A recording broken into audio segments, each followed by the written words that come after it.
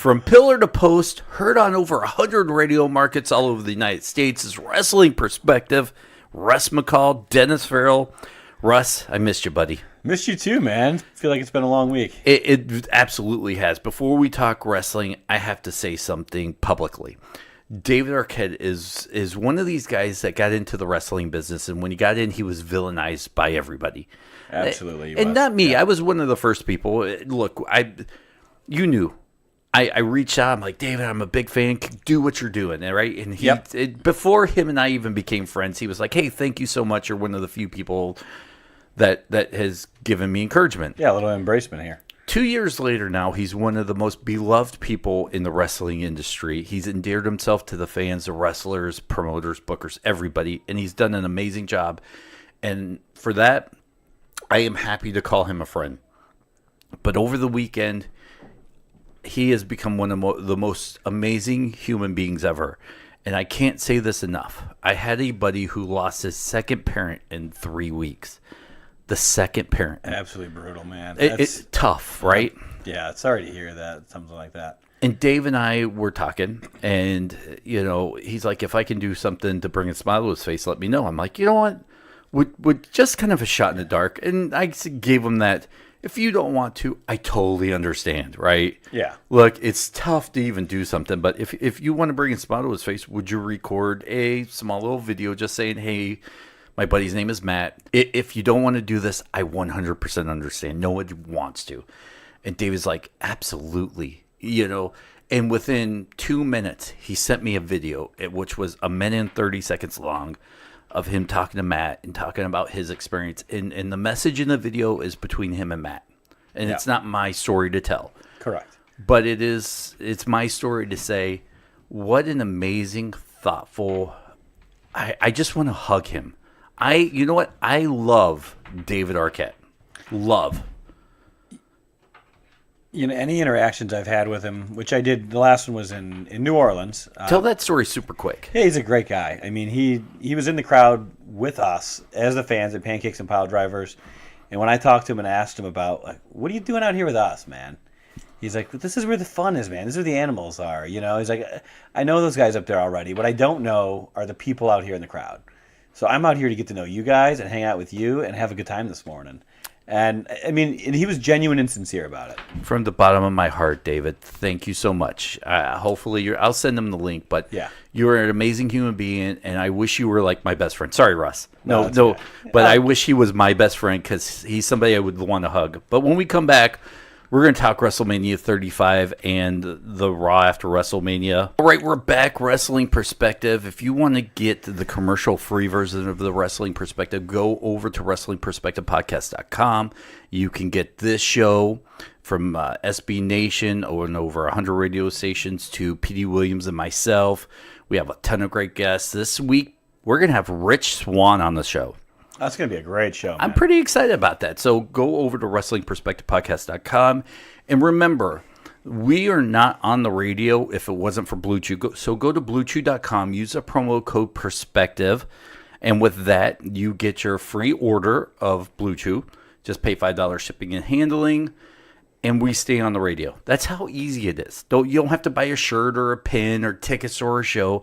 Just get Blue Chew. And it works good because not only do you support the show, because then you become a main eventer in the bedroom. Yeah, we're supporting you. Look at that. That's right. So more than one way. Yeah. So use the promo code Perspective. Just pay $5 shipping and handling. Blue Chew is made with the same active ingredients as Cialis and Viagra. So there you go. WrestleMania. Let's talk about it, man. What'd you think? I thought it was a really good show. I don't think it was a great show. Can I say this? Yeah. I echo your thoughts. And I think if the main event ended differently, it would have elevated it to a phenomenal show. You think so? I think so. I think the whole show hinged on that main event. Like they put. I agree with that point. And the rest of the show was good. I mean, there were some. I think there were very few lowlights, and there were a ton of highlights. I thought. Here's the thing. I thought overall the show was solid from start to finish. Mm-hmm. What the only thing I thought was that there was nothing that jumped out to me like, wow, this is the moment of the night. This is the match of the night. This is the show stealing. This is the crazy moment or whatever that we've come to expect from WrestleMania. Right. And I felt for a show that went technically 2 days, that you could have found a way to put that in there, right? I think if you had the same show, switched your length, and you had that show end at 10:30 rather than 12:30, my rating would have gone through the roof. I didn't have to work on Monday, so my rating on that is differently. Yeah, I did, so that was tough. But I'll say this: there were like 4 matches that were under 7 minutes. Really? Yes. Can you name any one of the 4? Well, I think the Brock Lesnar match probably counted as that under 7 does minutes. count as. Do you know what that clocked in at? Guess. That'd be. By the time they ring the bell, probably 3.5 minutes. 2:30. Really? 2 minutes and 30 seconds. Interesting. I would not have guessed even that low. I thought 3 minutes was pretty low guessing. Rey Mysterio had to be about a minute long. That was one on the dot. On the nose, okay. On the nose.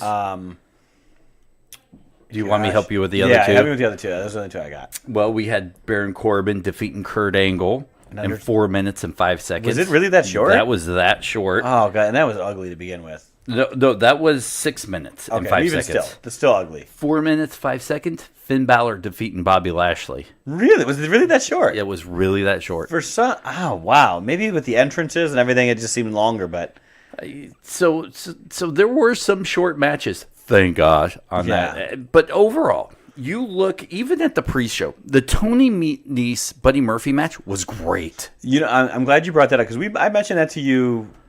We talked about that a little bit on WrestleMania Sunday when the match after the match ended. I said, if you just watch the technical aspect of this match, this is a phenomenal match. Amazing. It is dead to the crowd, but it's because it was Buddy Murphy versus Tony Nese.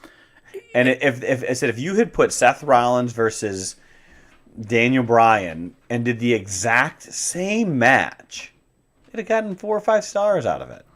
I agree. Those guys got hosed for their name value. And can I say this? And I don't know because we had the WrestleMania party, by the way, phenomenal. Great we party. Had 15, 17 people show up. Yep. I went out and bought a sound bar for my room, and it still felt like with the sound bar that an open arena, you don't really get the feel of the crowd in it. Like the sound just went up. Yeah. And I did not, as a TV viewer of WrestleMania, feel like the fans were represented fairly with an open arena. I love an open arena concept. I love seeing WrestleManias outside. That is awesome. And I've been to a couple of them, and they're a lot of fun. I enjoy that atmosphere like and that. And WCW had done a few back in the early days. And I thought that was amazing to do an outside wrestling event. But indoors, it doesn't reverberate. The crowd doesn't get fairly represented, which doesn't help bring along a match. Because it just felt like it sounded like from the TV audience that the crowd was dead, which I don't think it was. No, I said I have 2 friends, really close friends that went, and I haven't talked to them yet about those specifics, but yeah, it sounded dead, and the crowd, I mean, judging on the group that was at Monday, I mean, I would imagine it had to be a pretty raucous crowd. I mean, at least for the people that stayed over and hung over the extra night. I did not see the Monday After Raw, and you were kind of telling me about that because I was... So being in St. Louis, I'm staying at my buddy's Matt's house, right? Yep. And I'm like, all right, I'm going to get back. No one will be home. I'll be able to watch Raw. And I can't figure out his TV system. And I put out a tweet between us. It's like, really, it's 2019. If I can't get to your cable in 3 buttons, you're living life the wrong way. Yeah. So I can't figure it out. I don't know how to get to it. And by the time I do figure out, like, Matt's in-laws show up and they want to watch St. Louis Cardinals game, and I'm like, all right, that sounds great. And so I'm relying on you, like, hey, how's the show? Yeah. Yep. And like, you guys go radio which turns out not so bad because the show wasn't as great as it has been in the past. Yeah, it was the show itself was kind of radio dead. So I mean, we didn't have much to report back to you on that one, but I think in the last segment we'll talk about their booking idea of champion versus champion because we need to talk about that. Absolutely, we do. But I do want to focus. All the shows are already out of their WrestleMania reviews, and I've seen a lot of people poo-pooing this WrestleMania, and I cannot. But this is a different age of wrestling, and I can separate myself from what I've watched growing up, what I watched as an adult and teenager, from what we're watching now, and understand that they're different. You can almost cookie cutter. You can almost put them in different sections: the Attitude Era, the Reality Era. I can appreciate the era we're in and what's going on and how things are being forced to be booked. To put this into that, this is by far one of the best pay-per-views I've seen all year. No, I fully agree with you on that. I think the action in WrestleMania itself was phenomenal. I think when people are looking at things and thinking, God, this didn't live up to my expectations, it's not the action in the ring that they're poo-pooing on here, right? Right. It's the pageantry. The lack of crazy entrances and pageantry there was not was there. Not many of that, and they, in my opinion, they botched a few of it. They did. Let's go back to this Triple H entrance. Oh, brutal. It was very brutal. The car was cool. The side opening was neat, but the video they showed beforehand was kind of that campy. All right, we have $20 to spend on a graphic to show before the match. Let's go for it. Jim, why don't you put that together in 20 minutes? Yeah. It was horrible. It was not good. It wasn't. And for the amount of money WWE has, they could have flown Triple H to a desert, had him film him just riding in the desert on one of those cool mobiles. And then onto the... And then, yeah. But he comes out to the ramp, comes down halfway down the ramp, if not more, and then his entrance starts. I'm like, this isn't how it's supposed to go, guys. No, I mean, I even thought that he had a good... I liked the beginning of the Charlotte's entrance. That was good. The helicopter was fun. It was great to see it in, and I harken back to her dad and all that. But because of the logistics and the way they set it up, they're landing outside. An empty arena, by the way. An empty arena, and then somebody else comes out, and then eventually her entrance finishes. And so it felt a little pieced and wonky there. What I would have done, if you're asking me, hang on, ask me. What would you have done, Dennis? I'll tell you in the next commercial break. How about that? That sounds good. Let's do it. When you come back on Wrestling Perspective, I'll tell you what I would have done a little bit different in Charlotte's entrance at WrestleMania. We're going to talk a little bit more about WrestleMania and Raw after WrestleMania. If you missed any of this, go to WrestlingPerspectivePodcast.com. Make sure you subscribe, be part of the show. We'll be right back. Okay, WrestleMania, Raw after SmackDown. We're talking about it here on Wrestling Perspective. Raw after SmackDown, huh? We're going to get into it, too. The Raw after WrestleMania? The Raw and SmackDown, too. The SmackDown after WrestleMania? Yeah. Okay. It's been a long We'll cover both week. of them. How's that? Yeah, and wrestling stuff, too. Yeah. Wrestling Perspective, Russ McCall, Dennis Farrell. We are back. We teased it in the last segment, WrestlingPerspectivePodcast.com. If you didn't hear it, make sure you subscribe, listen, all that other good stuff. What I would have done different with this Charlotte thing, right? Yeah. I would have done a little bit of the helicopter, and I would have had her land, but then I would have had a gigantic red carpet from the helicopter into the stadium. You could have pulled that off. That's not hard. And show a little clip of her walking down. And then as Becky's walking to the ring, then you have the red carpet. You can show her walking down along the hallway now, and another red carpet. Yeah. And then you could have shown a little bit more as Ronda comes in, and then another red carpet. And then you could have almost red carpeted up to the gorilla position. Because here's the weird thing about the show. They did not have the LED ramp. No, they didn't. And I don't know why. And I'm sure there's an explanation out there on dirt sheets. I'm not going to read it. I don't know why. I'm a little disappointed because it didn't feel right. I think that was part of the lack of the pageantry that we talked about, that it wasn't there. Charlotte was the only one in this match coming in with lineage, coming in with with a championship history behind her. Yeah. And I felt like they should have celebrated it with almost like a Miz-like red carpet. Which would have been fun. Yeah, and I felt like, again, I liked the Joan Jett. That was great. That was fun.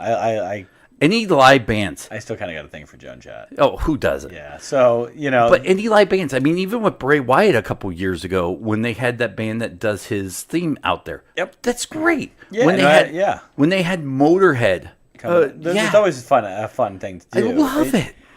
I would have liked to see a little bit, like, kind of on the wave, like you were saying, like, because this match had such a big fight feel going into it into the main event. Back in the 80s, you would have Hogan, they'd show him in the back, coming with the pageantry and the people walking out of his dressing room to the ring, the way Goldberg would do with the security, taking him to the ring. I think that would have, a big fight style, that would have been fun to see when the girls coming out. I agree. And Ronda was the only one that really, they pre-shot Charlotte, which made it cool, but her entrance was ho-hum after that. Yes. There wasn't that. Becky didn't have anything. Nothing. Nobody really did, other than Triple H, Ronda Rousey. I'm trying to think if Batista had a little bit. I mean, I don't even know if I count that. Nah, Batista's was kind of wonky. And that was weird in itself. So did everything of Batista's. Tripping into the ring, there was memes like 8 seconds later already out there. Good thing you called it quits, I think. But, yeah, we all knew that was coming. Yeah. Again, so we're missing the pageantry. We're missing those crazy, oh my God moments that we would see. Look who showed up. Yeah, there's no look who showed up. There was no one, no Undertaker. There was no surprise. I mean, I guess Hogan. But, Hogan wasn't a surprise. No, there's no surprise. There's none of that. Let me tell you something, the entrances were shot, were average. They were normal. The action was good, but they've set a certain expectation, which is the same issue I think we'll get into that we had with Monday and Tuesday for the Raw and SmackDown after Mania. They have a certain expectation that people are used to certain things, and they didn't deliver that. No. So I think that starts to come into play a little bit this week, and it lost some goodwill. I think unfairly for the people who were putting on the matches, especially at WrestleMania, because it was a good show, it was a good card, and all the wrestlers worked hard. I just feel like the outside production aspect of it is what was really the key lacking point, and the fact that again it went 7.5 hours, and nobody has it in them to last 7.5 hours, and frankly be excited about a match that people were excited about 7 hours in when it starts after midnight. To put a bow on it, what was your overrated match of the night? Overrated? Overrated match. It was got a better reaction than it should have. Yeah, yeah. Overrated match of the night. Wow. I don't. I think the reaction that Seth Rollins and Brock Lesnar got as being like, "Oh my God," as far as what that was, I thought it was overrated. I thought it was kind of shoddily done. I didn't like the way it was set up. I thought there were a lot of holes in what they were doing, and I thought there was probably a better way to approach it, even with it being the opening match. Outside of that, I felt like I haven't heard it get a lot of praise, so we can't say it's the overrated. But that Roman and Drew McIntyre match was just kind of bland. It was. It was dull safe. and bland. It was safe. It was safe, dull, and bland, and people just didn't care. If I had to say my overrated match of the night, initially I would want to tell you it was going to be, I want to lean towards maybe a tag team. I want to kind of say it's the Triple H Batista match, but it had a couple cool moments. Outside of that, I think that was overrated. It wasn't exciting. It was slow. It slogged on a little bit. Let me ask you this. When was the last time you saw a Triple H match at WrestleMania and you're like, wow, that was a great match. I'm glad we saw that. Because I can tell you what mine was. What was it? It was the Hell in a Cell versus The Undertaker. Help me run back, because yep. We had this one. Then you have the mixed tag team. Was it last or 2 years ago where it was him and Stephanie versus Ronda, which was fun, and Kurt Angle, which was good. I wouldn't put that up there. Didn't leave me going, oh, look at Triple H go. That wasn't my point. And then you had him and Seth Rollins, right? Yeah. The WrestleMania 33 was him and Seth Rollins, which I thought was slow and plotting. We have a different opinion on that. Yeah. What else is there? Because the year before is his match with Roman Reigns, and that was bad. That was forgettable. Very forgettable. The year before that, at 31, he took on Sting, and that was horrible. Horrible match. That was horrible. That might have been his worst, because you kind of have to put it in. There's old Triple H matches. Yep. Then there's, from Attitude Era to that borderline of being old match, and then you have like his early days when he was like this.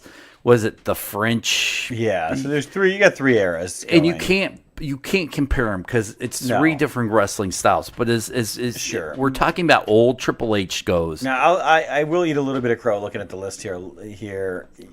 WrestleMania 30 against Daniel Bryan was a good match. I don't know if I remember that. It was the opening. I believe it was the opening bout. Was that if he won, then he would go on? Okay, that was. In the night. But see, I would say that was good because the whole story was setting up an arm injury, right? Triple H went after the arm or shoulder, something like that, and then or ribs, and then he went on to the triple threat, hurt.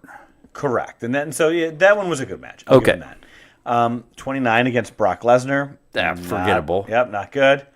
And then before that was maybe that's where we Hell in a Cell. Yeah, but I think maybe 29, 5 years would be that borderline. Yeah, that 5-year mark. Yeah, I mean, I think 1 out of 5 was a good match.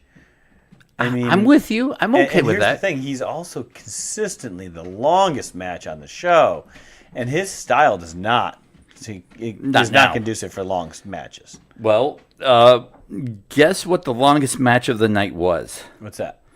It was his. I could imagine. Yeah, by 1 minute over Kofi and Daniel Bryan. And why is that longer than Kofi and Daniel Bryan? I don't know. Kofi and Daniel Bryan was a phenomenal match, by the way. Better than I thought it would be. Yeah, way better, and I had high expectations for it. I turned the corner on Kofi. I don't still think he should have won. I think the story would have been so much better if he would have lost and it would have built up.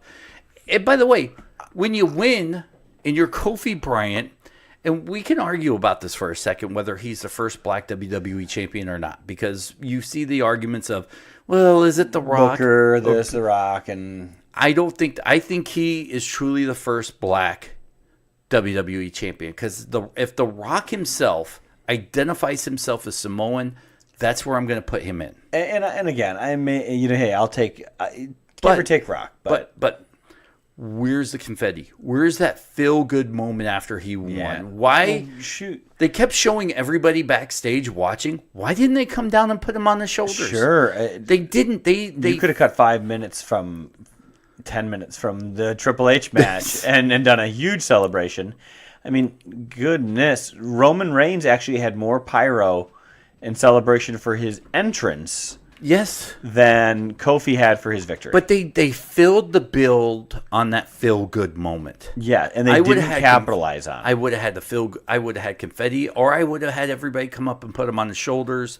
But there was none of that. Now looking online, seeing social media, the Twitters and the tweets and all that going into after WrestleMania, and from not only former African American stars, but also a lot of fans, and seeing how much that meant to them culturally, and from a personal standpoint, I do think it was the right move. Now, I was leaning more your way prior to that. After seeing another side and other people's perspective, who have a different position they're coming from than me, I do think it was the right move in the right spot. I think they did some goodwill with him winning it. They did, but I think they failed into building it into a bigger moment than it was actually. 2019, and this, like I said, depending on how you fall, you presumably have your first black WWE champion ever. Yeah. 2019. I can't believe I'm putting that into words. And I'm fearful, if I'm honest, that he loses it quick. That he's Jinder Mahal for 2019. I hope he... And I hope not. He can't I really hope not. That's so insensitive. When we come back, we're going to talk a little bit more about this. I don't think we're done. We're going to talk a little bit about the Raw after WrestleMania and what we would have done different. You're listening to The Wrestling Perspective, WrestlingPerspectivePodcast.com. If you missed any of this, go get the podcast. It's commercial free. It's fun. If you're listening on the podcast, talk to us. We love you guys. Wrestling Perspective will be right back. Wrestling Perspective, Russ McCall, Dennis Farrell, sponsored by Blue Chew. Go to BlueChew.com. Use the promo code Perspective. Pay $5 shipping and handling. You get your first order free, and we stay on the radio. It's win-win for everybody. Go do it now. We'll wait, like right now. We're just waiting, right? Yep, we're waiting. Okay. Hey, listen, or pause it, by the way. Yeah. So we've talked about the most overrated match. We've talked about David Arquette. We talked about a lot of stuff. Go back, WrestlingPerspectivePodcast.com. Underrated match of the night for you. Underrated match of the night, I would say, would be and I can't believe I'm saying this about a multi-person match, the SmackDown Tag Team title match. I thought it was a phenomenal match. Do ya? I do. For what it was, man. For a 4-team match, which never delivers, those guys busted it, man, and they put on a great show. I'm actually going to go with the women's tag team. Really? I hated it. See, do you hate you No. hated it because the Iconics won? Well, no, I just it's one of the only things I got right, by the way. It is one of the few you got right.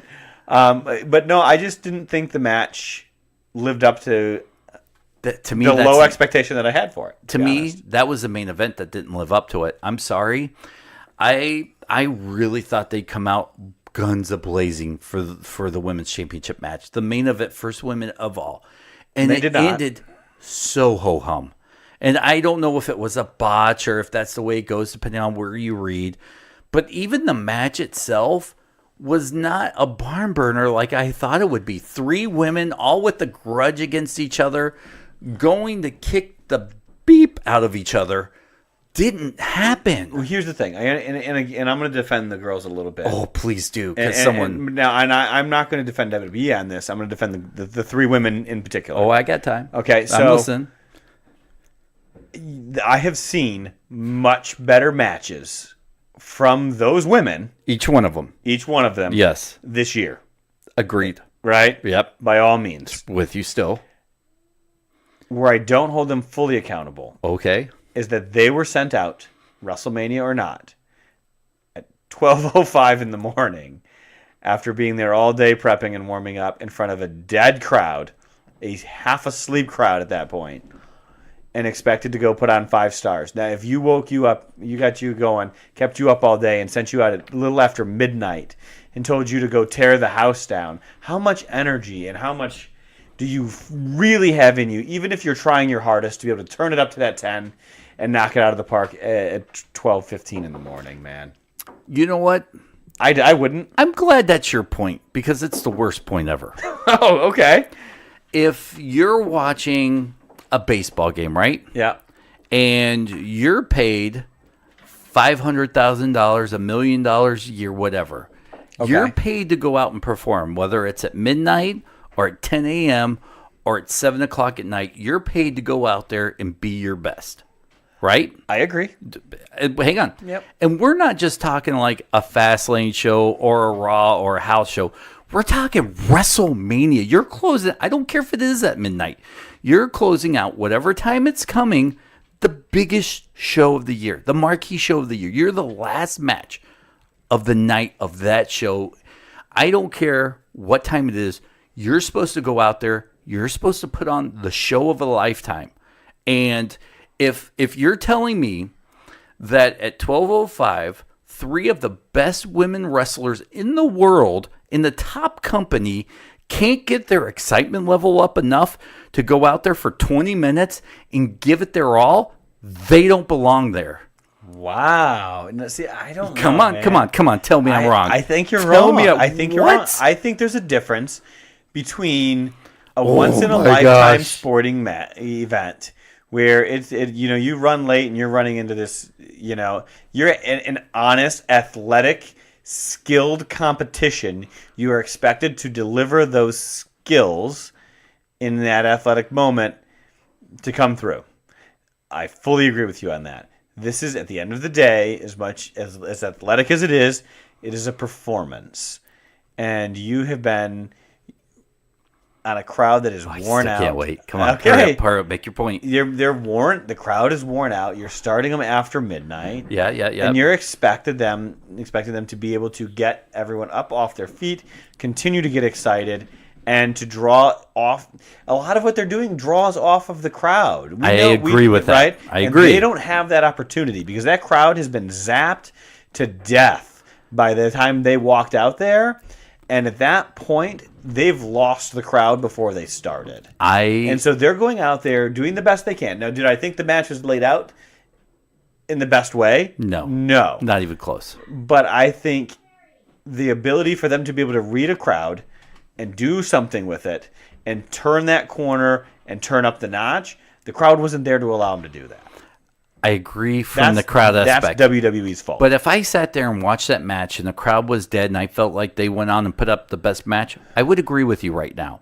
But I don't even feel like they went out there and put on the best match possible. No. The match wasn't laid out. It seemed like there were some botched spots, even at the end. The ending was so abrupt. I think that was planned, though. I hope not, because that's the worst planning ever. I think they were trying to set up a return match at some point. And that's great if that's the case. My point is, they wrestle all over the world. And they wrestle at all kinds of different time zones, and they're expected to perform. There's no, we get it, guys. It's 12:05. We're sorry. It's go out there and you do your best. Right? No, it's not. Hold on, and I'm going to use this again. Okay, I'm not naming names, but do you happen to know anyone that we both may know, or a handful of people at this point now, that have gone out to shows where there's no camera running, and those people paid money too to see a show, and they...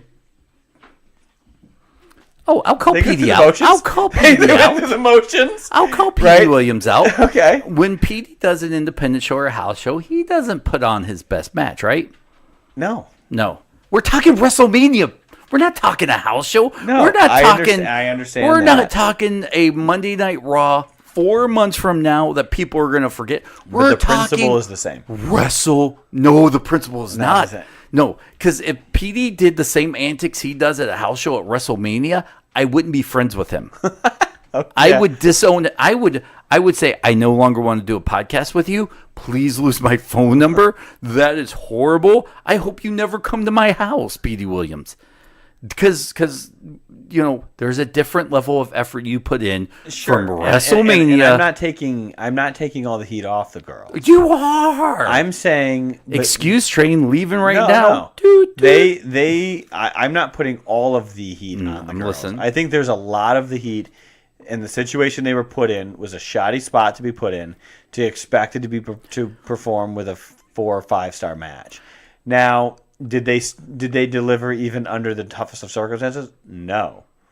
It was average. It wasn't great.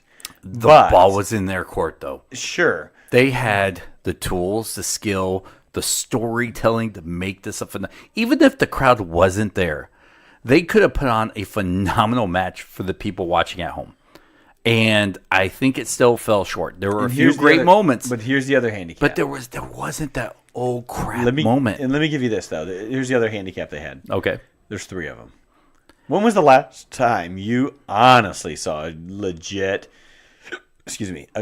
legit 3-way match that really honestly delivered? Within the WWE or wrestling? Because there's been some phenomenal ones. I know triple threat matches are so hard. They're hard, and you can't get the story down because you're too busy bouncing back and forth. These two, those two, those two, these two. Back and forth, and in a couple group spots. It's a very formulaic setup when you do that match like that. Yes. And you can't get a good story out of that. And they were put in that predicament again. Good luck. Have fun, ladies. Try to do your best. But if you did one-on-one, I think you would have had, with any 2 of the 3, you would have had a much better match, even at 12:30 in the morning. I would have trusted those 3 ladies over any combination of 3 ladies or 3 men to pull that off, though. Really? I know. Maybe. I don't know what the right story or narrative should have been. because you had several different amazing storylines you could have drawn off of. You could have had the two of them take out Ronda Rousey for a few minutes. And then because Ronda's like, I can beat you both with my hand tied behind my back. You could have had, Charlotte stand back in the corner and watch Ronda and Becky go at it because they hate each other. But no matter how you set that up, you're still pulling off that three-way formula. You are, but there could have been a ways to stall it out. Sure, but there's no way to make that three-way formula a good match. I think you're wrong. I don't think you can. I think you've got a formula. You're just plugging people into a preset formula, and it's not a conducive thing for a 4 or 5 star match. I think you get a 2.5 to 3 star match at the very best if they work as hard as they possibly can on a great night when you have that kind of a formula set up for them pre-made. I don't think anybody expected a 5-star match out of them. I certainly didn't. I thought a 3.5 star match would have been a 5-star performance. I thought you would have had a hell of a main event. I really thought if they got to a 3.5 or a 3-star match, that would have been their version of a 5-star match, because you're right, triple threat being on late at night, that was going against them. But we agreed to disagree. Let's talk a little bit about the Raw after WrestleMania. I didn't see any of it, like I said.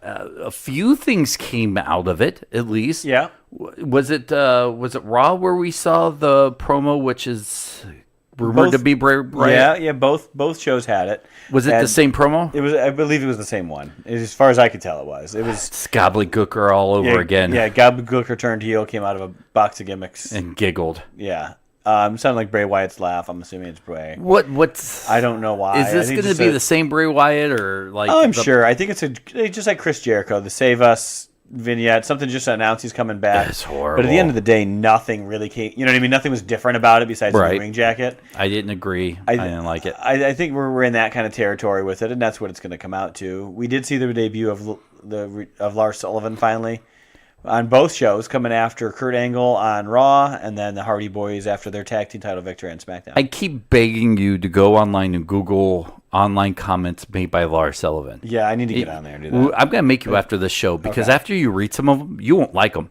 There's nothing this guy can do to get me to like him. I thought he was clunky, to be honest, to begin with, watching him on Raw and SmackDown. I didn't think what he did was particularly impressive, and I thought we saw an interesting scenario when you look at him standing against what our average wrestler size is, 6 foot, 6'1", 200 pounds on average, legit size, right? And you see him against them, he doesn't look like the giant he did in NXT when he's wrestling a 5'7" Adam Cole or something like that. I agree. He looks like a typical guy who's a little wider than normal. Let's change directions, because through this whole show talking about WrestleMania, we haven't talked about the one thing I really want to talk about. All right. John Cena. Yeah, I thought it was fun. I loved it. I thought it was fun. Yeah, it was a good time. Now, we won't get into the whole disagreement on this show, because we're backs against Raw on time. We can work on next week. About whether John Cena is a face or a heel here, okay? Let's not the heel. But yeah, he's a face. Let's not get into it.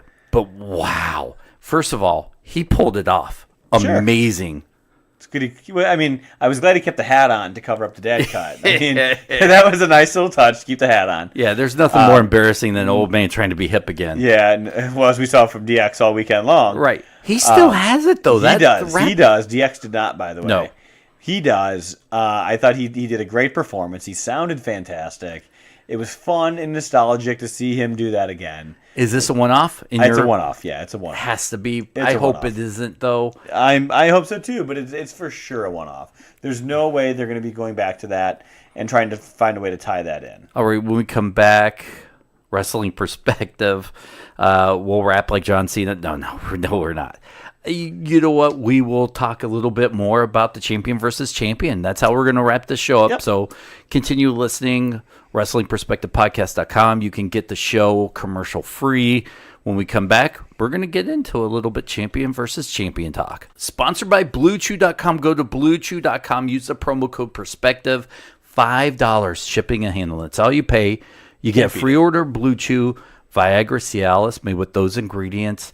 It's made in the United States, so it's cheaper. You get it online, so there's no embarrassing doctor visits. It comes in a discreet package, and it keeps us on the radio. So go order it, and let us know. Don't let us know if you order it. We don't care. but just order it. Keep us on the radio. Yeah, hey, if you're supporting us, though, please let us know. Actually, Yeah. we do kind of care. Don't listen to him, man. We do care if you're Thank supporting you us. Thank you to Billy, who has. We don't want to know what you're doing with it, but ED. we just want to know that you're supporting us. Billy, thank you for having ED and supporting us. Yeah. Let's talk about this champion versus champion match that was advertised to us before we go home. Yep. When it was first advertised, and I was so mad that I was going to miss the show, and I'm glad that I did. I was upset because this is a pay-per-view caliber match. Sure, yeah. But what a way it would have been to kick off the new season, I think, of WWE by doing something drastic. And I think that's something that the fans were looking for out of the Raw after Mania, and they didn't get that. They didn't get debuts. They didn't get anything special. They thought they were going to, and then they got it yanked away from them. It was very ho-hum for a Raw after Mania. It was, and the crowd let them know. When Good. they interrupted, first of all, to interrupt with the bar, and who has no connection to either one of these guys. with either guy, and for them to take the idea that, you know what, being a double champion is not as important as it is me getting my hands on the bar because they interfered 2 minutes ago. And by the way, we're both fine and on our feet, and we're both equally attacked. We could restart this match, have them kicked out, right? Like that, the logic behind that unification and continuing that was not as important as getting a hold of the bar. Seemed insane, and the crowd didn't take to it at all, man. Good, because if it was me, I would have just set this up as champion versus champion, friendly competition to see which one is better, and then maybe the bar interrupts. Then and that's okay because you're not going to get the expectation set. Of unifying the championships. Absolutely, and I'll that's tell you where what, they messed up. Yeah, it is, and I think what you saw was at the end of the night, if when you're watching, you're listening to the crowd and you're hearing them AEW. Yeah. AEW. But here's the thing, that did not start until the bar interruption. They were with you, and they were hoping and giving you a chance, and you blew it. All right. Well, this was our post-WrestleMania show. Thank you guys so much for listening. Go to WrestlingPerspectivePodcast.com. Follow me on Twitter at Dennis77Farrell. Russ, where can they find you on Twitter? At Russ B. McCall. All right. Go there. Follow us on Twitter. We're also on Facebook, Wrestling Perspective. See you next week.